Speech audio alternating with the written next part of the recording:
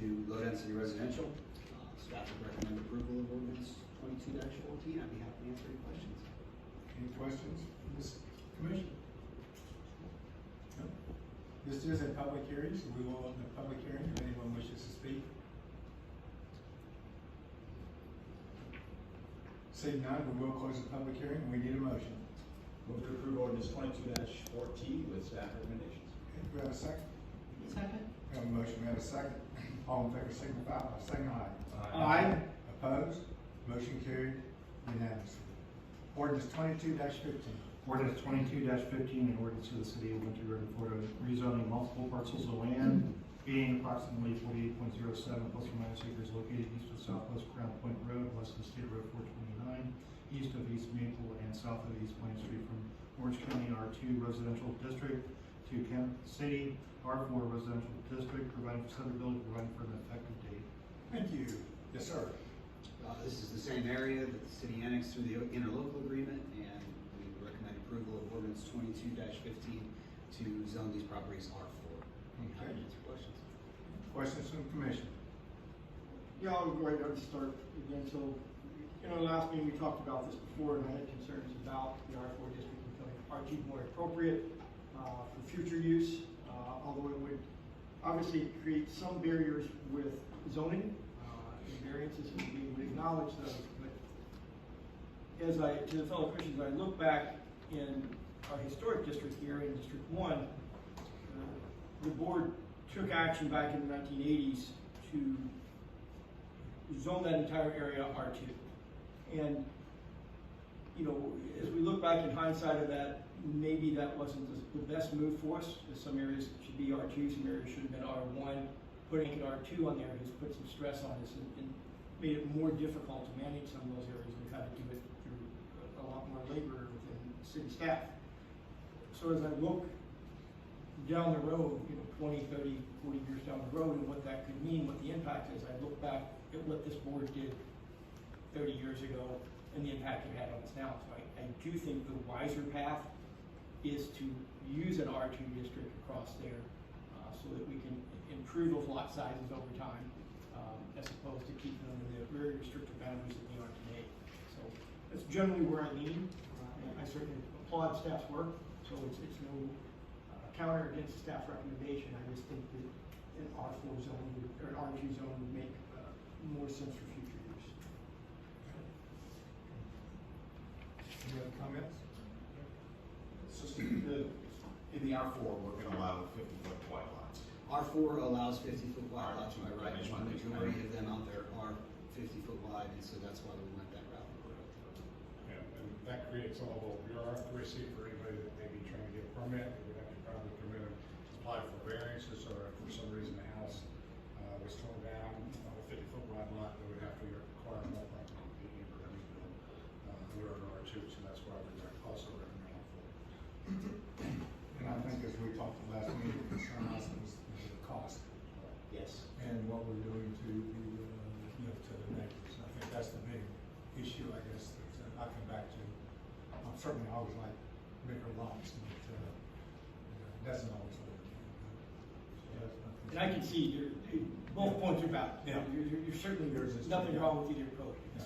There would be better land use in the future. So thank you. Yeah, I see your point, Ron. I think pointing it, I just don't want to take away from his property rights. It's my biggest thing.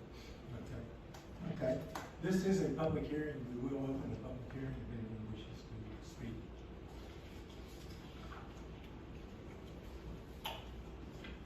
Seeing none, we will close the public hearing and we need a motion. I'll move, we approve ordinance 22-15 with staff recommendations. Okay, do we have a second? Second. We have a motion, we have a second. All in favor signify by saying aye. Aye. Aye. Opposed? Aye. Motion carried 4-1. Ordinance 22-16 and 22-17. Ordinance 22-16, ordinance of the city of Winter Garden, Florida, amending the future land use map for the Winter Garden Comprehensive Plan by changing the land use designation of the real property term described as approximately 0.525 plus or minus acres located at 1351 East Bay Street, east of Southwest Crown Point Road, west of Bethune Avenue, north of East Bay Street and south of Edgeway Drive from Orange County low density residential to city residential neighborhood commercial, providing for suitability, providing for ordinance 22-17, ordinance of the city of Winter River, Florida, rezoning approximately 0.525 plus or minus acres located at 1351 East Bay Street, east of Southwest Crown Point Road, west of Hood Avenue, north of East Bay Street, and south of Edgeway Drive, Orange County R2 Residential District to City RNC Residential Neighborhood Commercial District, providing for suitability, providing for an effective date. Thank you. Yes, sir. These ordinances are to apply the future land use designation of residential neighborhood commercial and RNC zoning to the property located at 1351 East Bay Street. And staff would recommend approval of ordinances 22-16 and 22-17. Any questions from the commission? Hearing none, this is a public hearing, so we will open the public hearing if anyone wishes to speak. Seeing none, we will close the public hearing, and we need a motion. Make a motion to approve ordinance 22-16 and 22-17. We have a second? Second? We have a motion, we have a second. All in favor, signify by saying aye. Aye. Opposed? Motion carried unanimously. Thank you, sir. Regular business, recommendation to approve agreement for acquisition of the right of way from Mill Street property. Mr. Williams. Yes, sir. Mayor, Commissioners, which one was the first one? I didn't pick up a new copy of the agenda. Property investment. Property investment special. Okay, that's good. This property, as you can see, is at the southwest corner of Smith and Dillard. We are not taking a great deal of the property. We're taking 1,143 square feet from it. However, if you look at the last map on the report, we're hitting the parking lot and parking spaces on the property, signage, landscaping, sod, bushes, trees, all stuff that we have to replace. The site is very small and very tight, and it led to a number of problems. We were here several months ago obtaining an access easement from the southern property owner in order to redesign his parking lot so that he would get the same number of spaces back. But even replacing the same number of spaces creates a situation where he can't expand the building on that property as he could have beforehand, or put additional parking or address other issues. So there were some damages to this property. For the 1,143 square feet, we will be paying him $52 a square foot, but that also includes payment for some of the damages, the loss of expansion capability on the site. As I said, we are going to cure the site, restore his parking, restore the signage, landscaping, and sod. They were very good at working with us, and we would recommend you approve this. I'd be happy to answer any questions about this particular one if you'd like. Questions? What was the total dollar cost? The total dollars was $59,436. They didn't have a lot of wiggle room there to begin with. Pardon me? They didn't have a lot of wiggle room there to begin with. It was No. really tight, Yeah. so. No, it was a tight site, and the parking was a big issue. If he lost the 2 spaces and we could not restore them on site, we would be looking at a very, very large damage number. Not being able to expand there is a lot, more cost prohibitive for him to, it's, where it's located. Right.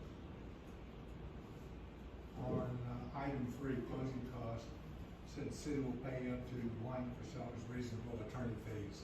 They're just a, The attorney has given us an estimate of $8,000 Okay. for the work that she put in on this particular job. And in their defense, they came up with a number of cures and proposed ways to solve the problem in addition to what we did. And in fact, it's kind of a melded plan. They were very much instrumental in helping us solve the problem. okay. Mayor, do we need something in the motion that We will. account for the attorney fees when we get to the? Yeah, if there's any other questions from the commission. Do you want to just let the audience know how much money we save by doing this negotiating method versus going to eminent domain court and all those attorney fees racking up? On Plant Street, after that project was completed, we we figured there were several $1 million that we had saved by not going through eminent domain. And in fact, we still have some parcels where we purchased the entire property, and the numbers that were being offered on those properties will even increase that number tremendously. Plus, it gives us some control over what actually happens. If the commission is not happy with the development proposal, you don't have to sell them the land. Okay. Now we need a motion. We approve the agreement for the acquisition of the right of way for property investment specialist. Do we have a second? Second. We have a motion, we have a second. All in favor signify by saying aye. Aye. Opposed? Motion carried unanimously.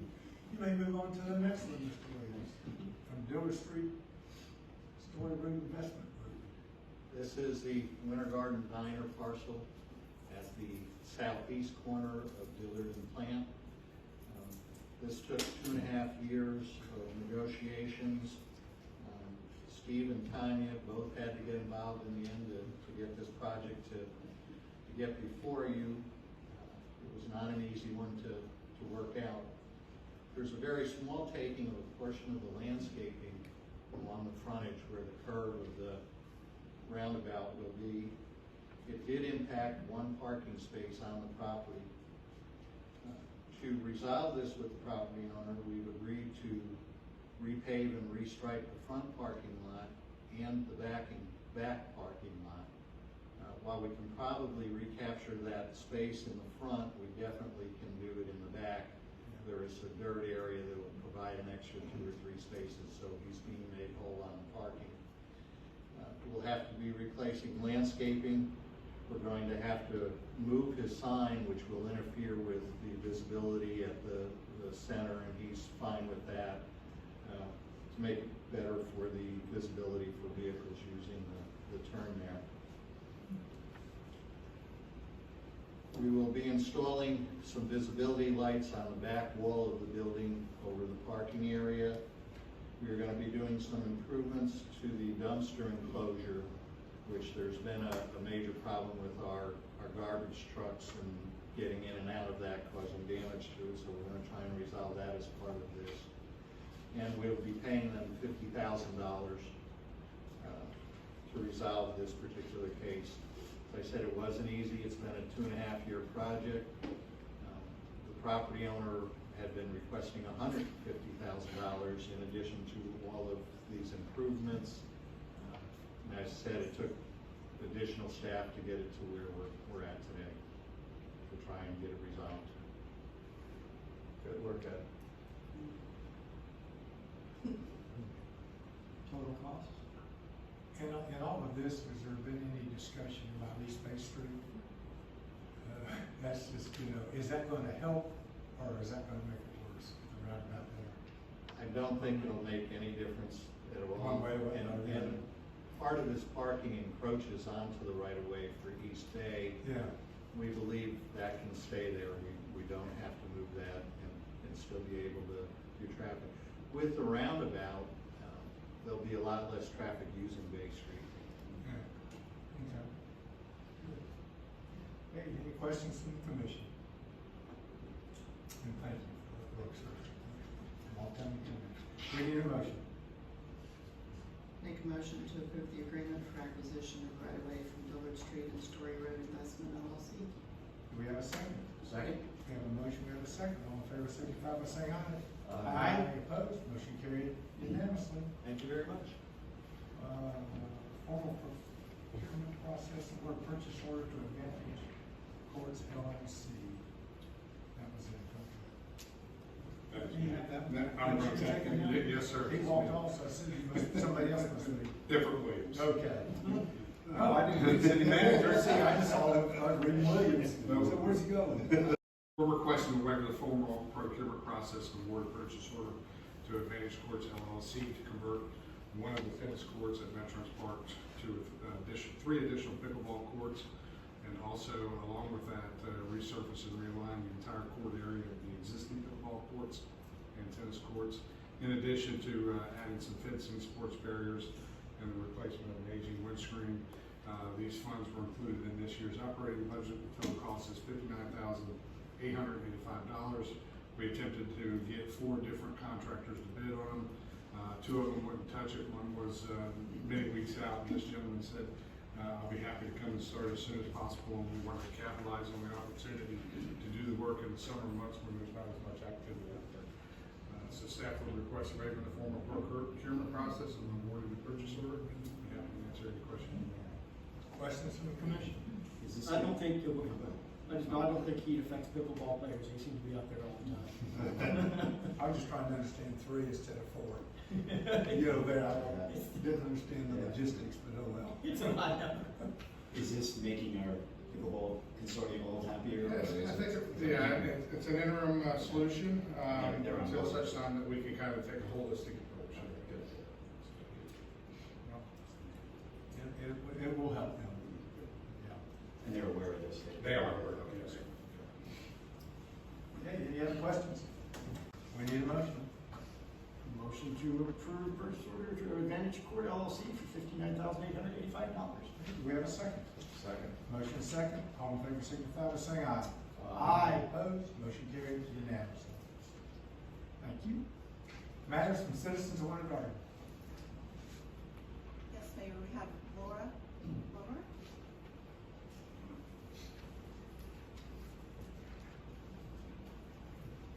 Thank you. My name is Laura Loomer. I'm a Republican America First candidate for United States Congress in Florida's 11th District. And I just wanted to come and introduce myself to you and all of the attendees today because, as you know, with the new Florida redistricting map, you no longer are living in a majority Democrat district. You're now living in Florida's 11th District, which is majority red, an R+19. And so the primary, of course, is going to be taking place on August 23rd. And I know that all of you are accustomed to having a Democrat representative as your Congresswoman Val Demings, but now with the redistricting, when you vote in the primary on August 23rd, if you are a registered Republican, you have the opportunity to vote for me. And so I wanted to share my campaign platform with all of you. I'm primarying Daniel Webster, who of course is a career politician. He's one of the most absent members of Congress. He's the 7th most absent, having missed over 15% of the votes last year alone. And of course, all of you, of course, know what it's like to show up for work, because I don't see any empty seats up here. You're all here for your duty tonight, and you would expect that as a taxpayer, your representative, who is being paid by the taxpayers of this country with a salary of approximately $174,000 a year, that he would show up to represent the constituents. And so I will always show up for work. I'm proud to be the leading Republican candidate in the race. Last election season, when I ran down in Palm Beach County, I was proud to have the endorsement of President Donald Trump. I've recently been endorsed by General Michael Flynn and Roger Stone, among many others. And we're out knocking doors and talking to voters every single day. I'm very concerned with the current state of our country. I'm fighting to rebuild our economy and lower inflation. We need representatives who are going to show up to fight back against this communist opposition-controlled government that we currently have in our country. We really need to restore election integrity. We need to stop big tech's suppression of free speech and end the war on that big tech is waging on conservative Americans all throughout our country. We saw that in the aftermath of the 2020 election, how many people were silenced. And I know this as an investigative journalist and an activist who also happens to be the most banned censored woman in the entire world. I'm running to represent Florida's 11th District, which of course has a very large amount of senior citizens. It's the oldest district in the nation per capita. And so part of my platform is to end the tax on Social Security, because our seniors deserve better, and we shouldn't be utilizing our taxpayer dollars to be funding illegal alien criminal invaders and paying for the nearly 40 million illegal aliens, many of whom are now trying to infiltrate Florida and seek residence here. We need to restore America's energy independence. I know that all of you, just like myself, are not enjoying paying $6 per gallon at the pumps. I just paid $100 this morning to fill up my gas tank, and we need fighters. We need America First fighters who are going to fight back against the Biden regime's attack on American energy independence, and I plan on doing that. I'm a strong supporter of our veterans and our law enforcement.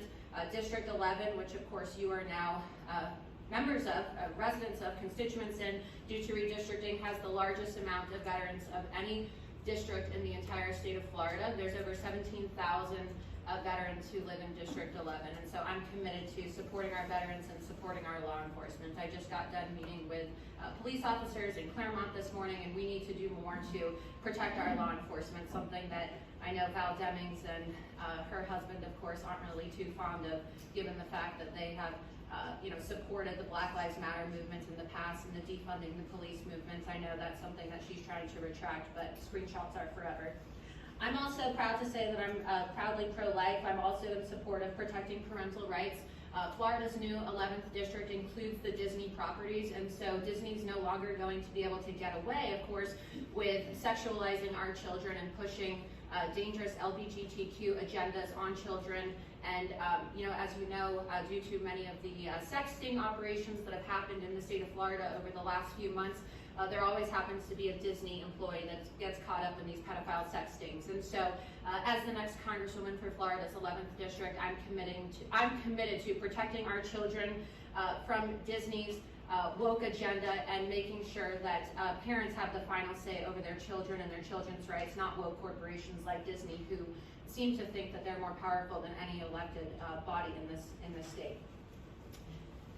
So I will be here after the meeting answering questions. I wanted to give each of you some of my flyers too, so that you have my platform and you have my contact information, because I will be very eager to work with all of you once I'm elected on August 23rd. Let me get the rest. Okay, thank you. Stephanie Elliott. Thank you, I didn't have one student talk to you after the meeting. And if you're registered independent, you have until, I believe, July 23rd to change your party affiliation to Republican so that you can vote in the Republican primary. Thank you. Name and address, please.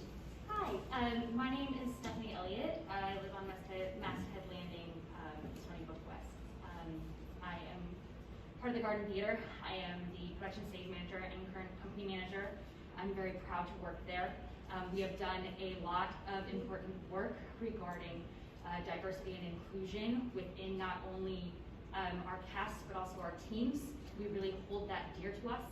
We also very much hold dear participating in Winter Garden events. We have very much enjoyed being a part of Arts in April. Singing off of the balcony has been super fun for us. Also, the Bell Reading Hour at Writer Blocks Bookstore. Sorry, I'm nervous. I'm usually behind the scenes. It's also just, I'm very passionate. This is very important to me. I want to thank each and every one of you for your support with Garden Theater. I know right now you all are getting a lot of emails, and more are going to be coming in. We really believe in what we're doing. Unfortunately, I've had a lot of people come to me and asking if Garden Theater is going to continue being a safe space for them to work, whether they're part of the LGBTQIA+ community, whether they are feeling dehumanized by other theater organizations and community members. They really do come to us because we are pushing the boundaries of making sure that every single person who comes through our doors feels like they are a part of the future and that they are important. And thankfully, during Beauty and the Beast, there were children who saw themselves in representation on that stage and within the artistic team. So I just wanted to make sure to thank you all for your support, and I really look forward to hopefully continuing with a community organization, working in a community building that is creating a very positive future for the children here in Winter Garden. Thank you. Thank you. Thank you. That's it? Okay, thank you. Matters from our city attorney. Thank you, sir. City manager. All right, first item, it's that time of the year where we need to establish some budget hearing dates for fiscal year 22-23. In accordance with trend, local governments are holding the first budget hearing from September 3rd to the 18th. We are not able to hold budget hearings on the same dates as Orange County Public Schools and the Board of County Commissioners. The BCC's budget hearing is September 8th and 22nd, and OCPS is on September 13th. We've provided 4 options, and would recommend, unless the commission has a specific other date, to go with option 4. It's a Thursday. It's just going to fall on the 15th.